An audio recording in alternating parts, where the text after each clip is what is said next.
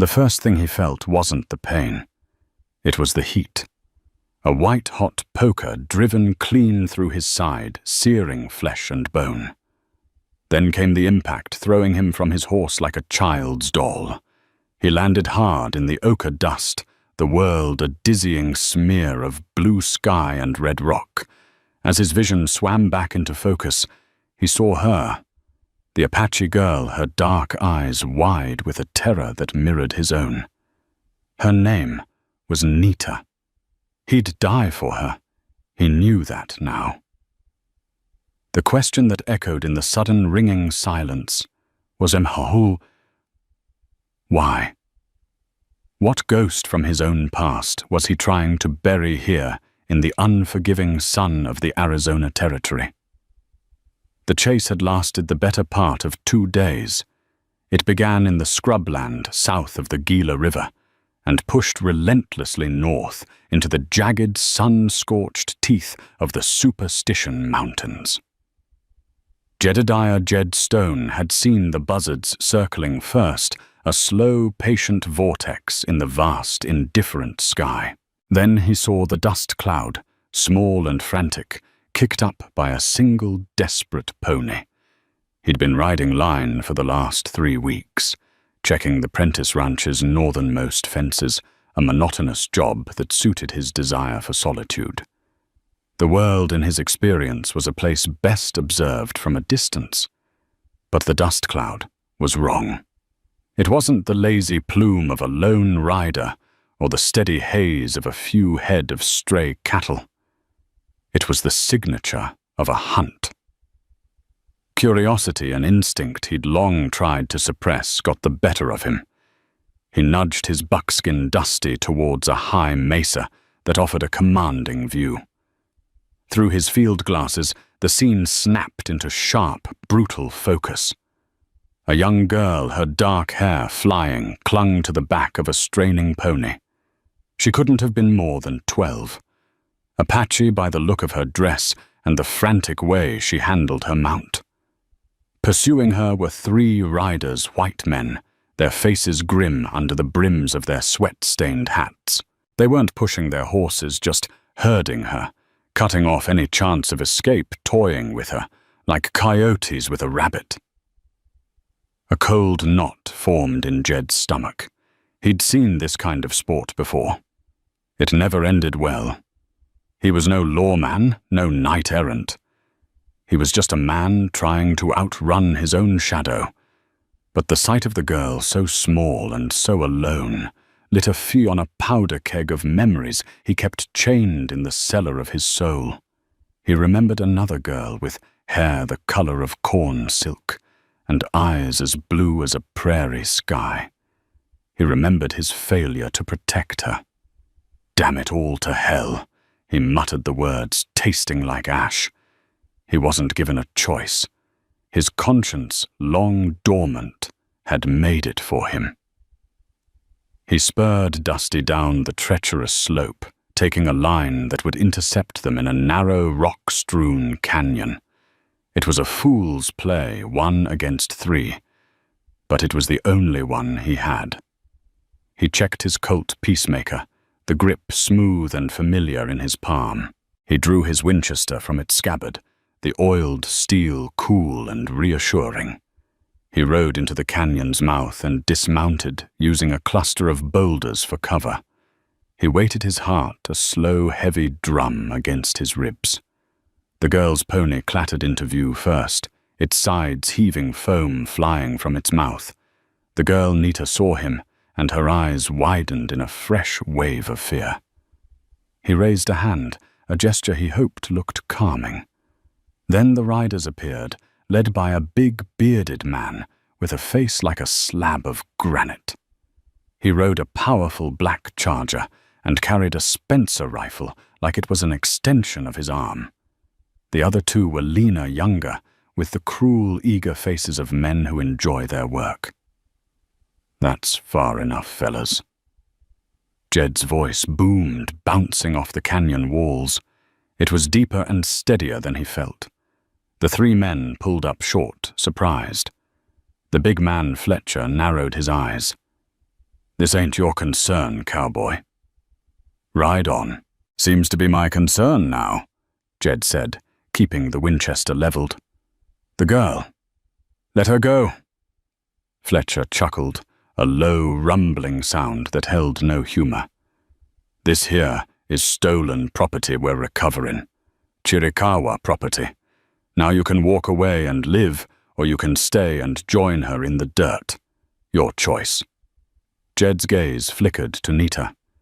She had slid from her pony and was huddled behind a rock watching him. In her eyes, he saw not just fear, but a flicker of something else. Defiance. She wasn't stolen property. I don't see a brand on her, Jed said, his voice dropping to a dangerous calm. Fletcher's face hardened. Last chance, old man. The world seemed to slow down. Jed saw the flicker of movement as the rider on the right went for his pistol. Jed's Colt was in his hand before the man's gun cleared leather. The roar of the peacemaker was deafening in the enclosed space. The rider jerked a look of stunned disbelief on his face and toppled sideways from his saddle. The canyon exploded in gunfire. A bullet whined past Jed's ear, chipping stone from the boulder beside him. He fired the Winchester, the recoil jarring his shoulder, and the second rider cried out, clutching his arm as his horse reared and bolted. But Fletcher was a different breed. He wasn't panicked. He was methodical. While Jed was focused on the other two, Fletcher had dismounted, using his own horse for cover. He raised the Spencer rifle.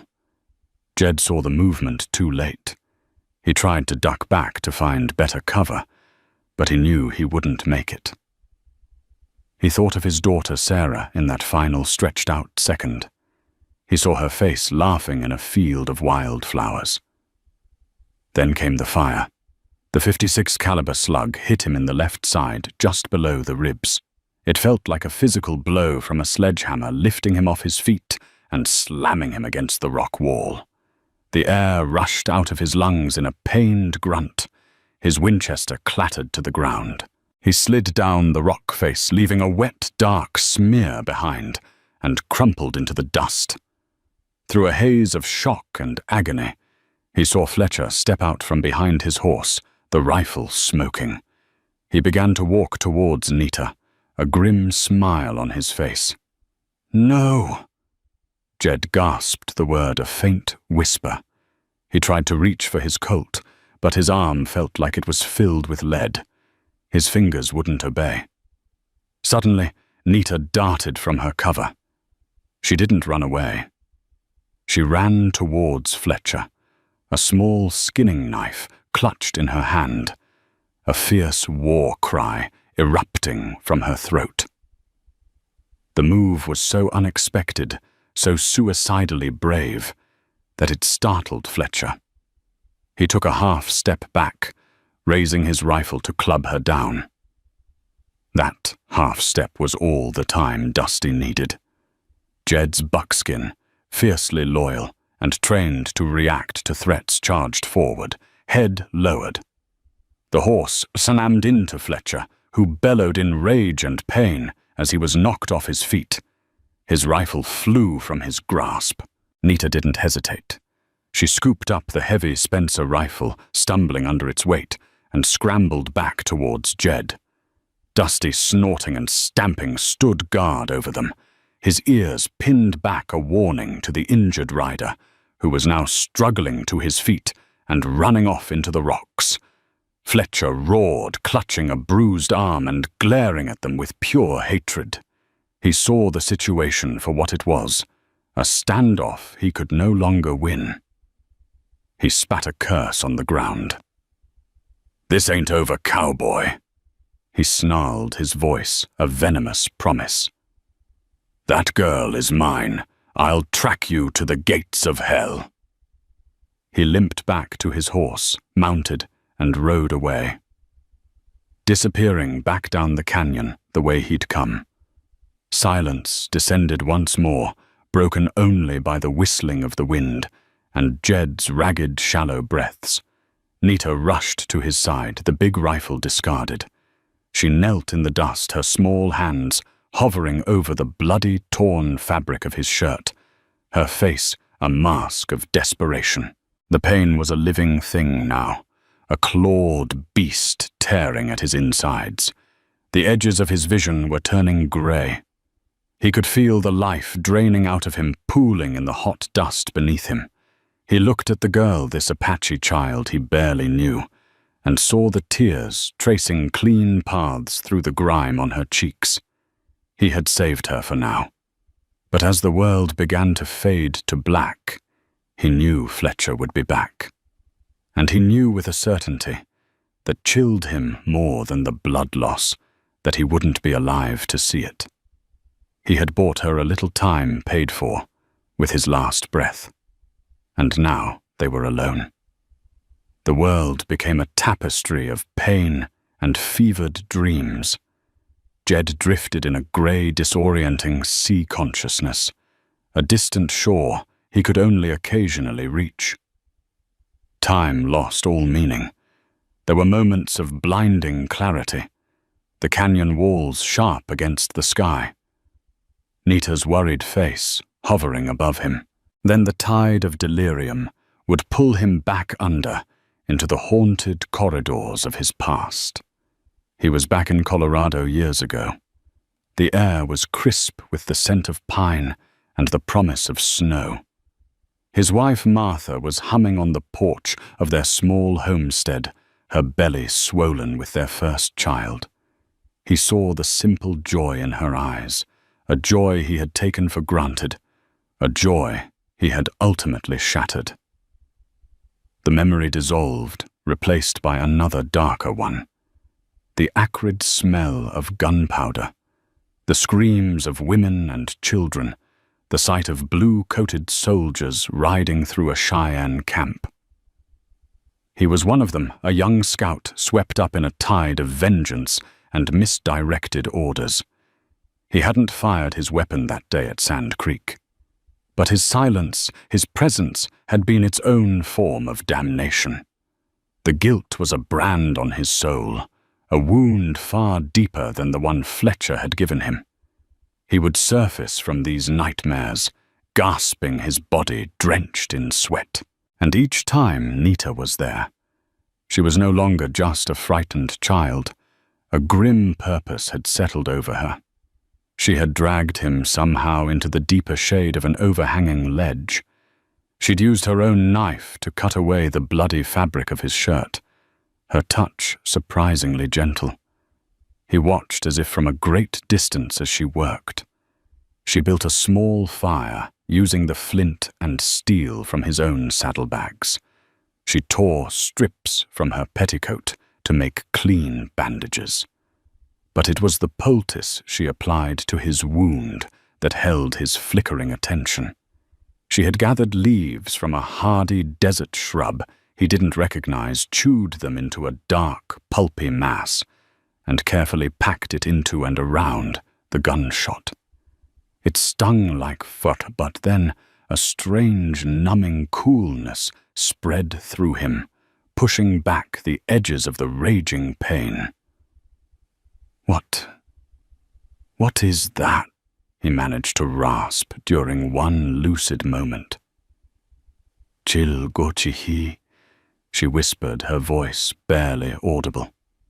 Creosote bush. It cleans the wound, stops the bleeding. Her knowledge of the desert was profound. She found water, a small hidden seep in the rock face he never would have spotted. She brought it to him in his own canteen, holding his head up so he could drink. The water was warm and tasted of minerals, but it was the sweetest thing he'd ever tasted. She roasted a lizard over the fire, offering him small pieces of the white meat, which he struggled to chew and swallow. Their communication was sparse, a mixture of broken English-Spanish she'd picked up somewhere, and gestures. He learned her name Nita, and that the men chasing her were not lawmen. They worked for a man named Sterling, a cattle baron, who was trying to drive her people from their ancestral lands in the foothills. "Why you, Jed?" asked his voice a dry crackle. Why, one girl, Nita's face clouded over. She looked away towards the canyon mouth, as if expecting Fletcher to reappear at any moment. She shook her head, a gesture of fear and refusal. The reason was a secret too dangerous to share with a dying Inder, a white man. Days blurred, one, maybe two. Jed's fever burned, and the nightmares returned. He saw the face of his own daughter Sarah, who had been taken by a cholera outbreak while he was away on a cattle drive. He hadn't been there to hold her, to comfort her. He had run from the grief, run from the silent accusation in Martha's eyes, and just kept running. He'd become a wanderer, a man disconnected from the world, until he saw Nita. In her desperation, he saw a chance not to erase the past, but to finally face it. Protecting her felt like the only meaningful act he had performed in a decade. During a long afternoon when the sun beat down on the rocks and the heat was a physical presence, he awoke to find her gone. Panic, cold and sharp, cut through the fever haze. He tried to push himself up, a groan of agony escaping his lips. Had she abandoned him? Had Fletcher found her? Then he saw her returning from the mouth of the canyon. She carried his Winchester rifle. Her expression was grim. "They come back," he breathed. She shook her head. "No. I watched the trail. It is clear. But—" She hesitated, her young face etched with an adult's worry. "We cannot stay. This place. It is a trap." She was right. The canyon offered cover, but it also offered only one way in and one way out. They were cornered. "My people. They are 2 days' ride from here." "Near the Weaver's Needle," she said, pointing vaguely to the northeast. "They will be looking for me. 2 days' ride." Jed looked down at his side. The poultice was working, the swelling seemed less, but the wound was still a festering mortal injury. He couldn't even stand, let alone ride. He was an anchor dragging her down. "You have to go," he said, the words costing him a monumental effort. "Take my horse. Take the rifle. Go now." Nita stared at him, her dark eyes unblinking.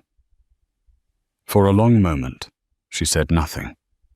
He saw a war being fought within her between self-preservation and the strange bond that had formed between them in blood and desperation. Finally, she shook her head with fierce finality. "You fought for me," she stated, as if it were the simplest, most undeniable truth in the world. "When I cried out, you answered. My father says a debt of blood must be paid in blood.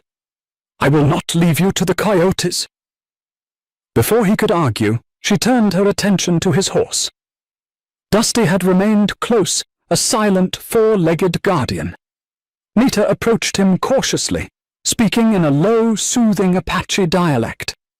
The buckskin, usually wary of strangers, seemed to sense the girl's intent and allowed her to stroke his neck. Her plan was as desperate as it was ingenious. Using leverage and every ounce of her strength, she managed to get Jed to his feet. The world spun violently, and he would have collapsed if not for her small, strong shoulder under his arm and the solid flank of the horse on his other side. With a surge of adrenaline and a scream of pure agony that was ripped from his throat, he managed to flop belly down across the saddle. The pain was incandescent, a supernova exploding in his side. Blackness swarmed at the edges of his vision. He clung to the saddle horn, his knuckles white, his teeth grinding together to keep from passing out. Nita took Dusty's reins. She gave one last look around the small, bloody camp that had been their sanctuary. then began to lead the horse out of the canyon, away from the trap, and into the vast, dangerous wilderness. Jed, barely conscious, bounced with every step, each jolt a fresh wave of torture. He was a dead man, walking only he wasn't walking. He was being led to safety by a 12-year-old girl who refused to let him die. The irony would have made him laugh if he had the strength. Miles away in the ramshackle, sun-bleached settlement of Tortilla Flat, Fletcher slammed a half-empty bottle of whiskey onto a rough-hewn table. The liquid sloshed amber and violent. His two remaining men, Abe and a young wiry gunman named Pike, flinched. Fletcher's rage was a palpable thing, a heat that radiated off him and made the already stifling air in the saloon feel thick and suffocating. One man, Fletcher, growled his voice a low rasp of gravel and fury. He flexed his left hand, the one that had taken the brunt of the horse's charge.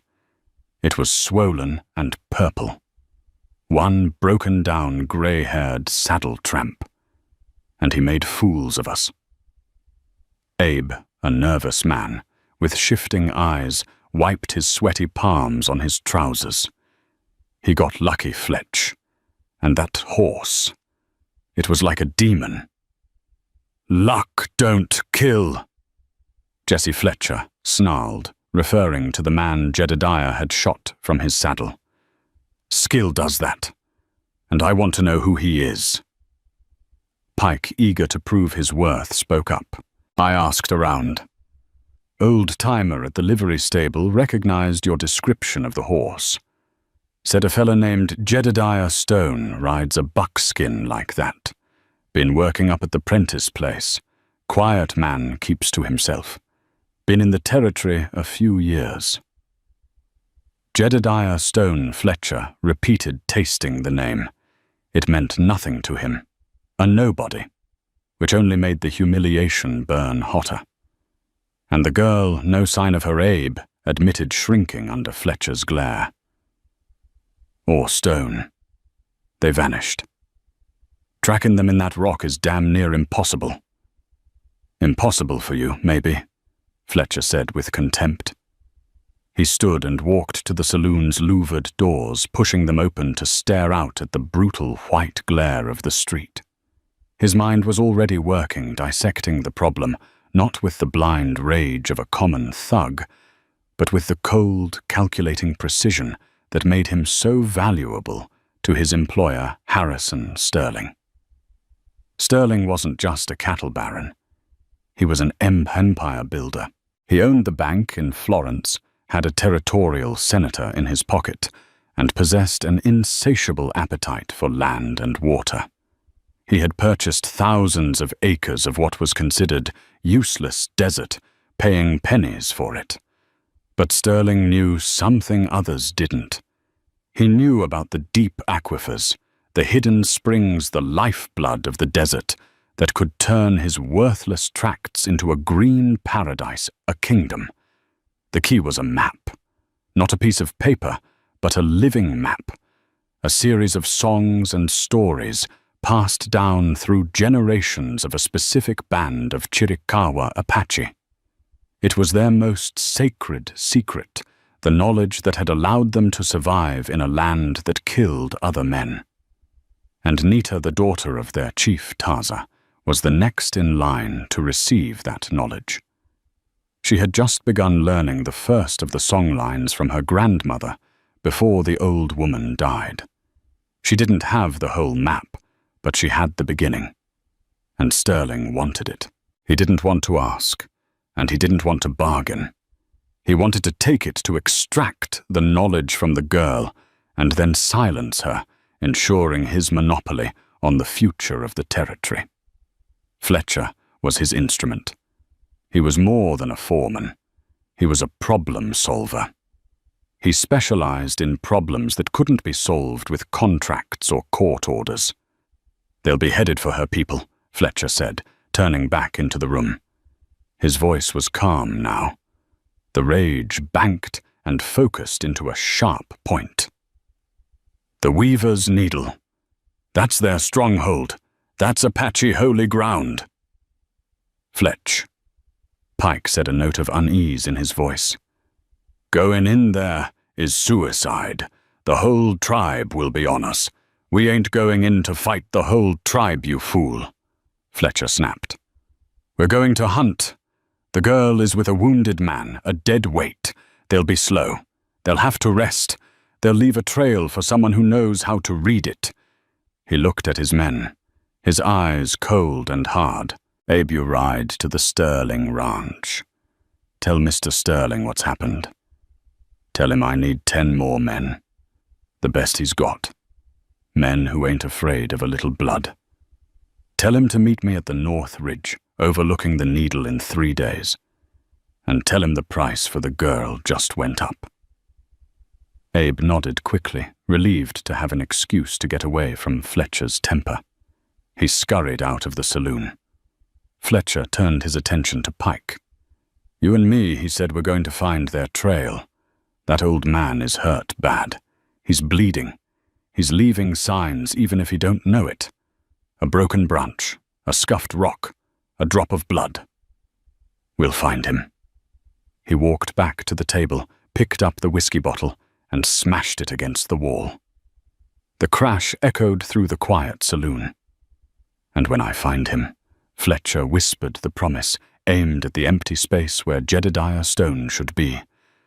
I'm going to take that girl right from his arms, and I'm going to make sure the last thing he ever sees is me walking away with her. He imagined the cowboy bleeding out in some lonely canyon thinking he had won. The thought filled him with a cold, predatory pleasure. The hunt was on again, and this time the wolves would have a bigger pack. The chase was no longer a simple recovery. It had become personal. It was a matter of pride, of reputation. Jedediah Stone had embarrassed him, had cost him a man and his dignity. Fletcher intended to collect that debt with interest paid in agony and terror under the watchful, unforgiving eye of the Arizona sun. The journey was a waking nightmare.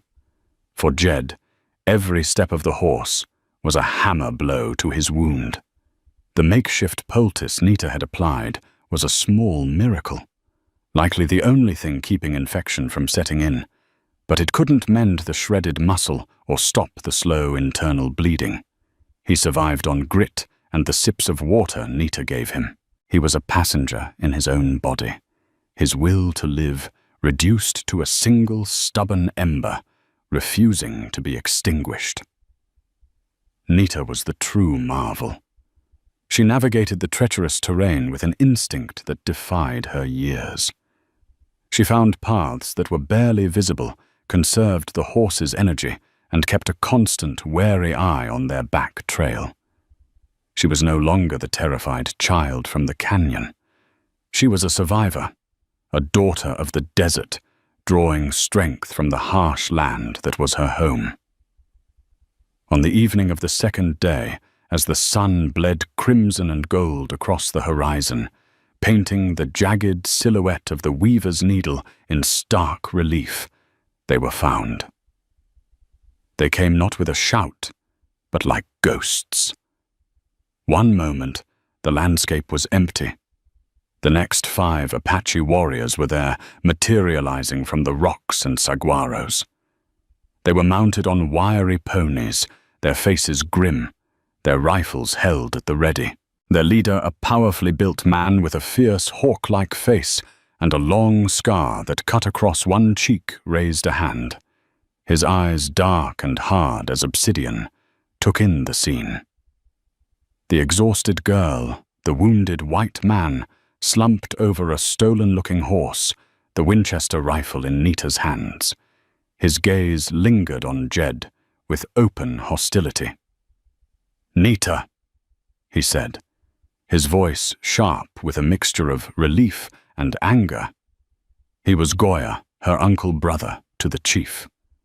Nita rushed forward, a torrent of Apache words pouring from her. She pointed back the way they came, then to Jed, her gestures frantic and pleading. Goya dismounted and strode towards her, ignoring Jed completely for the moment. He listened, his expression unchanging. His hand never straying far from the hilt of the knife on his belt. The other warriors fanned out their rifles, still trained on Jed. For all his pain and fever, Jed understood the precariousness of his situation. He had been found by the very people he had, in a way, been trying to reach. And they looked at him not as a savior, but as a predator, a Pindalikoi, a white-eyed enemy found with one of their own. Jed summoned what little strength he had and pushed himself upright in the saddle. The movement sent a bolt of pure agony through him, and a low groan escaped his lips. He had to show them he wasn't just a passive victim. He had to meet their eyes. Goya finished listening to Nita. He turned his unforgiving gaze back to Jed. "You are the one who did this?" he asked in rough Spanish, gesturing to Jed's bloody side. "No." Jed rasped his own Spanish thick with a Texas drawl.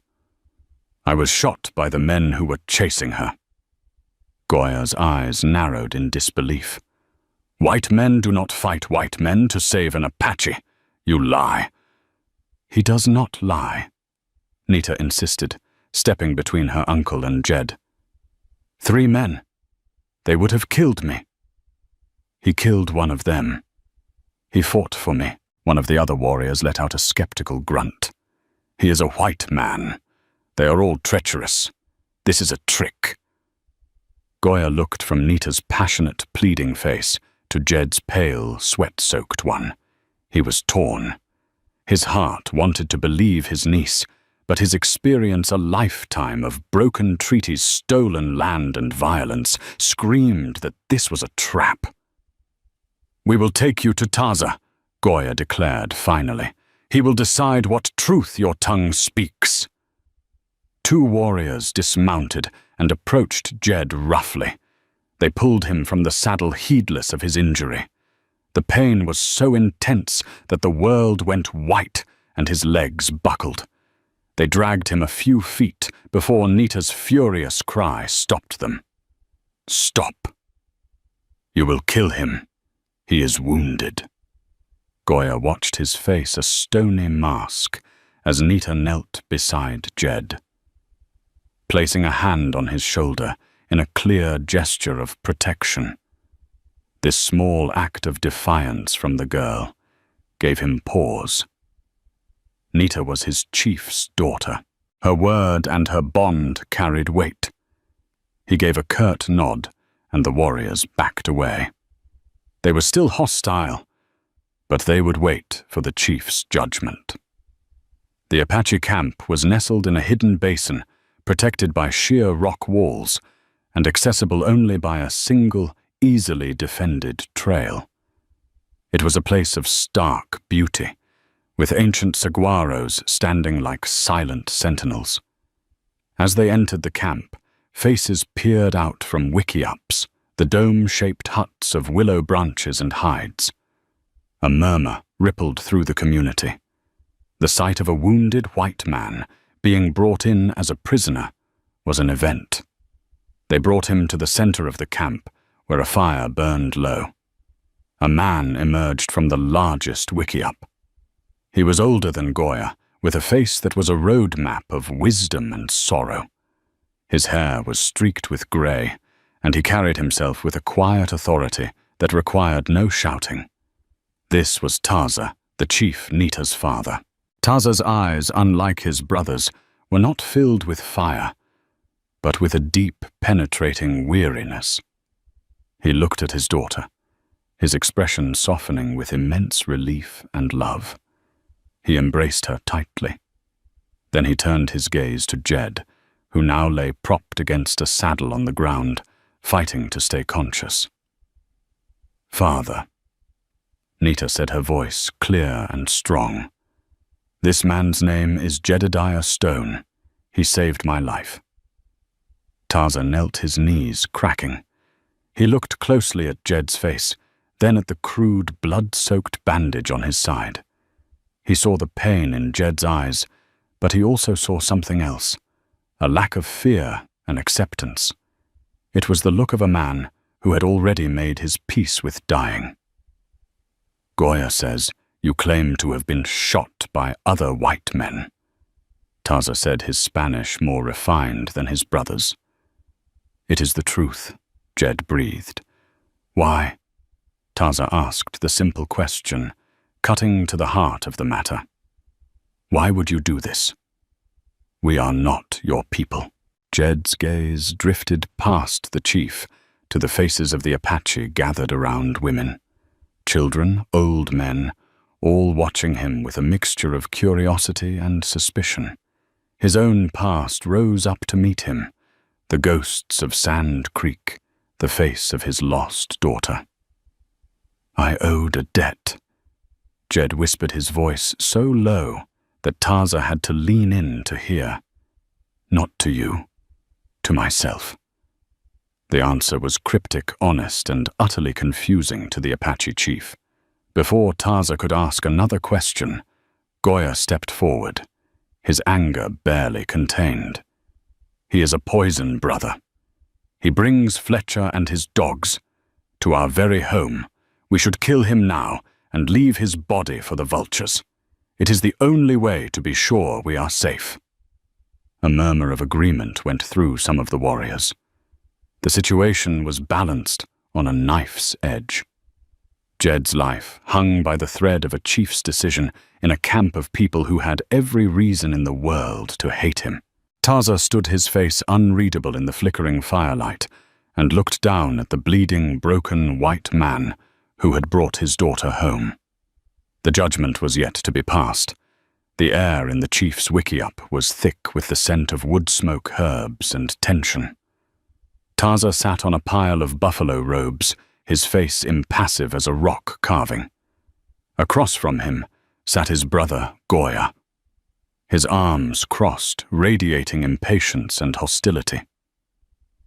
The tribe's shaman, an ancient man called Geronimo, not the famed warrior, but an elder who shared the name, sat silently in the corner, his eyes closed. Nita knelt beside her father, her hand resting on his knee. Jed had been moved inside, laid on a clean blanket. The shaman had examined his wound, his touch surprisingly gentle. He had cleaned it with a bitter-smelling solution and applied a new, more potent poultice of crushed roots and clay, but his grave expression offered little hope. The bullet was still inside, and the fever was rising. "Now," Taza said, his voice a low rumble. "Tell me everything. From the beginning." All eyes went to Nita. She took a deep breath, her young voice filling the small space. She spoke in her native Chiricahua tongue, her words painting a vivid picture. She told of her grandmother's recent death and of the secret duty that had passed to her. It was not a map on paper, she explained, but a ayah, a sacred path of knowledge preserved in song. "It is the song of the hidden waters," she said. "It tells of the secret places, the springs that never fail the life of our people when the sun burns the world." Grandmother sang me the first verse before the spirits took her, the verse of the western canyons. Goya shifted uncomfortably. This was sacred knowledge, not to be spoken of lightly, especially with an outsider present, dying or not. Nita continued explaining how Fletcher and his men had first tried to bargain, offering trinkets and then money for her to guide them. When she refused, they had tried to take her. She had fled, and the chase had begun. She recounted the events in the canyon, her voice trembling slightly as she described Jed's sudden appearance, his calm defiance, the shocking explosion of violence. "He did not hesitate," Nita said, looking directly at Jed's still form. "He saw 3 men against 1 girl, and he chose the girl. His blood was spilled for mine." Taza listened without interruption, his gaze fixed on his daughter. When she finished, the wickiup was silent, save for Jed's shallow, ragged breathing. "A song?" Goya scoffed, switching to Spanish for Jed's benefit. "Sterling and his dog Fletcher are tearing our land apart for a song." "It is more than a song, brother," Taza corrected him gently. "It is our future. In a dry time, it is the difference between life and death. Sterling is a shrewd man. He does not want the land as it is. He wants it as it could be. With our water, his worthless desert becomes a kingdom." He turned his piercing gaze back to Jed. "And you, the dying cowboy. What is your part in this? Why were you there? No man is simply passing through the devil's backbone." Jed's eyes fluttered open. The fever gave them a glassy, otherworldly sheen. He licked his cracked lips. "Looking for strays," he rasped. "Prentice Ranch." He paused, gathering his strength. He knew this was his only chance to be understood, not just to save his own life, a prospect that seemed increasingly remote, but to validate Nita's faith in him. "I saw them chasing her." He continued, his voice thin but clear. I've seen things like that before. Men who think their power gives them the right to hunt people." His gaze became distant, unfocused, as he looked inward into the past he had run from for so long. "Long time ago," he began, the words coming slowly, painfully. "I was a scout, younger and a fool. I rode with men who wore blue coats. We were told we were punishing warriors who had raided settlements. But when we got to the camp, there were no warriors. Only old men, women, children." Goya leaned forward, his eyes narrowing. He knew the stories. Every tribe knew them. Sand Creek, the Washita River. "We were told to fire," Jed whispered, a tigger of sweat or sorrow tracing a path through the grime on his temple. "I didn't. I swear to God I never raised my rifle. But I stayed. I watched. My silence was my sin. I watched them slaughter people who had been promised peace." He choked on the memory. "I saw a girl, about her age." He gestured weakly towards Nita. "She ran. A soldier on a big bay horse. He ran her down." The air in the wickiup grew heavy, charged with the weight of his confession. He wasn't just a random cowboy. He was a witness, a participant in one of their deepest historical traumas. "After that I left. Couldn't stand the sight of the uniform anymore. Tried to build a life, had a wife, a daughter." The word daughter caught in his throat. Her name was Sarah. She was 7 when the cholera took her. I was away, always away, running from what I'd seen, from what I was. I wasn't there for her. He finally looked at Taza, his eyes filled with a profound, soul-deep agony. "When I saw those men chasing your daughter, I saw him, the soldier on the bay horse, and I saw Sarah running. I couldn't save my own daughter. God forgive me, I couldn't save her. But I could try to save yours." Silence. A thick, profound silence fell over the wickiup. Goya stared at Jed, his raw hatred replaced by a stunned, complex understanding. This man's motive wasn't heroism, it was atonement. He wasn't trying to be a white savior. He was trying to quiet a demon that had chased him for 20 years. Nita, who had understood the Spanish, began quietly translating for the shaman, her voice soft. Taza's expression had lost all its hardness. He saw not a white man, an enemy, but simply a man stripped bare to his soul, laid low by his past, and a bullet from the present. a father who had lost a child and tried to save another's. It was a truth that transcended the boundaries of race and hatred. It was a truth of the heart.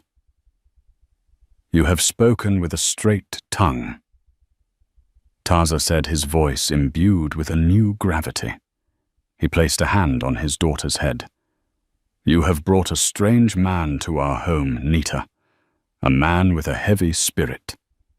He rose and looked down at Jed. "Your fight is now our fight. Fletcher will not have the Song of the Hidden Waters, and he will not have the man who bled for its keeper." He turned to his brother. "Goya, post sentries on every ridge. Send scouts to watch Fletcher's movements. He will come for the girl. When he does, we will be waiting." Goya stood. He looked at Jed, then at his chief.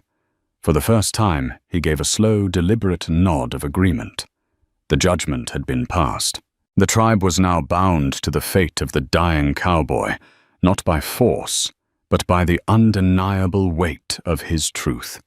Jedediah Stone had finally stopped running. He had found his last stand not in a lonely canyon, but in the heart of his former enemies. The attack came with the false dawn, not with a wild charge, but with the quiet, deadly efficiency of a coordinated assault. Fletcher was no fool. He knew a frontal attack on the Apache stronghold was suicide. So he didn't attack the camp itself. He attacked the sentries. Harrison Sterling had provided the men. Fletcher requested a dozen hard cases mercenaries and ex-soldiers who shot first and never asked questions. Fletcher had split them into 3 teams. Under the cover of pre-dawn darkness, they had scaled the cliffs surrounding the basin, silent predators taking their positions. The first sign of trouble was a single muffled shot, followed by an eerie silence where a sentry's call should have been. Goya, ever vigilant, heard it. He let out a sharp cry, a hawk's screech that echoed through the waking camp. It was the signal for an attack. Instantly, the peaceful basin erupted into a maelstrom of controlled chaos. Warriors poured from their wiki-ups, grabbing rifles and bows, their movements fluid and practiced. Women herded the children towards the most defensible caves at the rear of the camp. Jed was awake. The fever had him in its grip, and he drifted in and out of a delirious state, but the sound of the shot cut through the haze like a knife. He pushed himself up on one elbow, his head spinning. Taza was instantly by his side, pressing him back down. "Your fight is over, Jedediah Stone," the chief said, his voice grim, as he grabbed his own rifle. "No," Jed rasped, his voice a dry whisper. "Give me my rifle." Taza hesitated, then saw the look in the cowboy's eyes. It was a fire that refused to be quenched. He nodded to Nita, who scrambled to retrieve Jed's Winchester from the corner of the wiki-up. Her hands trembled as she handed it to him, along with a box of cartridges. "They'll come for her," Jed breathed, chambering around with a familiar, comforting click. "They'll try to create chaos and snatch her." Taza realized the white man's tactical assessment was likely correct. This wasn't a battle of annihilation. It was a raid. "Goya!" he yelled, and his brother appeared at the wiki-up's entrance, his face painted for war. "The girl. They will try to take Nita. Keep her safe." Goya nodded, his eyes blazing. He grabbed Nita's arm and pulled her towards the back of the dwelling, to a hidden exit that led towards the caves. The basin was now a killing field. Fletcher's men, positioned high above, had clear fields of fire. Puffs of smoke bloomed from the rocks, followed by the crack of rifles and the whine of ricochets. The Apache warriors were masters of their own terrain, using every rock and crevice for cover. But they were pinned down, unable to mount a charge against the unseen enemy.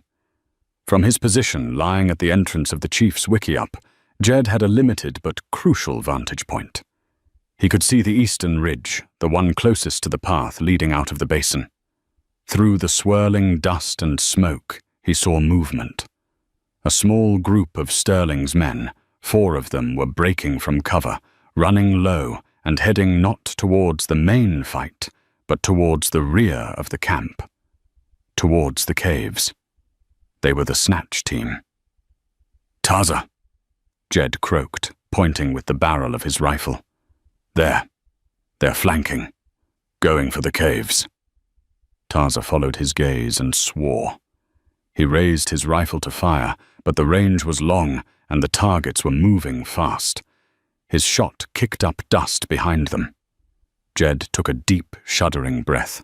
He rested the Winchester on a rolled-up blanket Nita had left behind, creating a stable platform. He tried to ignore the fire in his side, the black spots dancing in his vision. He became what he had been for 20 years. A man alone with his rifle. He let out half a breath, his training taking over. He found the lead man in his sights, a big fellow running with a confidence that bordered on arrogance. He squeezed the trigger. The Winchester bucked against his shoulder. Far up the slope, the man stumbled, clutching his leg, and went down in a heap. The other 3 faltered, surprised by the accurate fire from an unexpected quarter. They dove for cover behind a cluster of boulders. A small victory, but a vital one. He had stalled their advance. The battle raged. Goya and his warriors laid down a furious volley of fire, forcing Fletcher's main force to keep their heads down. But the pressure was immense. 2 Apache warriors lay still, cut down in the crossfire. Then Jed saw him. Fletcher. He was on a high ledge to the north, directing his men, pointing. And he was looking directly at Taza, who was moving between positions, trying to rally his warriors for a counter-assault. Fletcher raised his own Spencer rifle, the same one he'd used to shoot Jed. He was taking aim at the chief. There was no time to shout a warning. Jed shifted his aim, his body screaming in protest. The world narrowed to the V of his rear sight, the bead of his front sight, and the figure of the man who had become the source of all this misery. He knew he only had one shot. The strain was causing the wound in his side to tear a fresh, hot wetness spreading across his shirt. He fired. The recoil was a physical blow that sent a wave of blackness over him. But he saw it.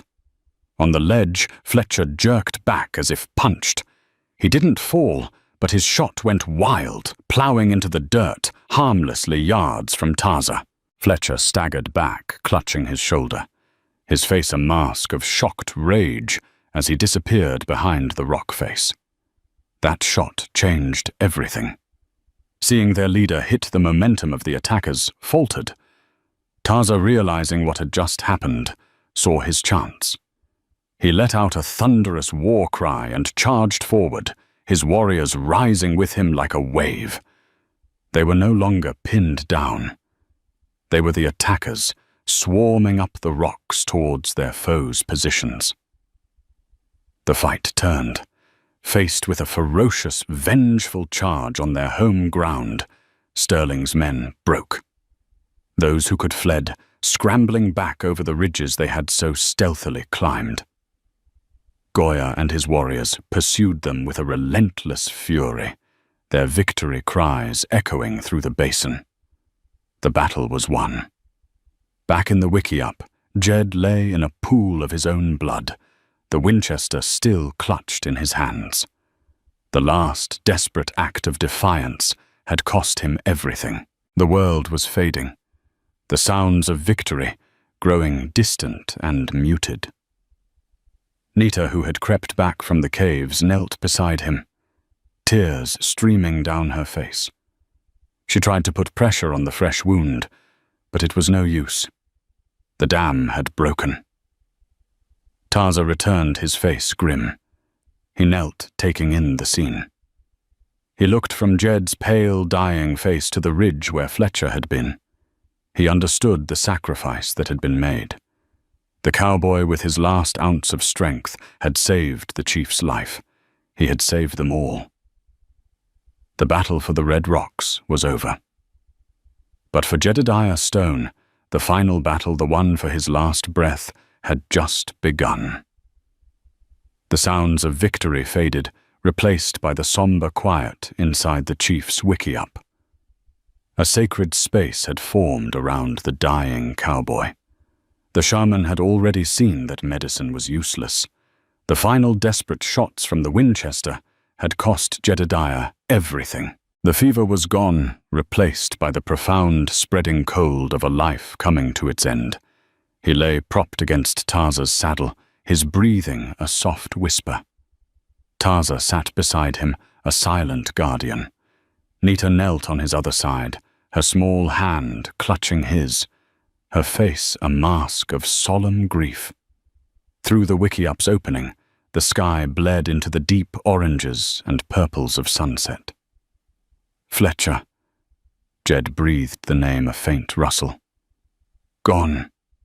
Tarza confirmed, his voice low. Your shot broke him and his men. You have saved us. Jed's gaze found Nita. He managed a weak smile. You're safe now, little one. Your song is safe. Your name will be part of the song now. Nita whispered, her voice thick with unshed tears. Jedediah Stone, the one who answered. We will remember. To be remembered not as a failure, but as a protector. It was more than he could have hoped for. His tired eyes met Tarza's, holding a final pleading question. My daughter, Sarah, did I do right by her?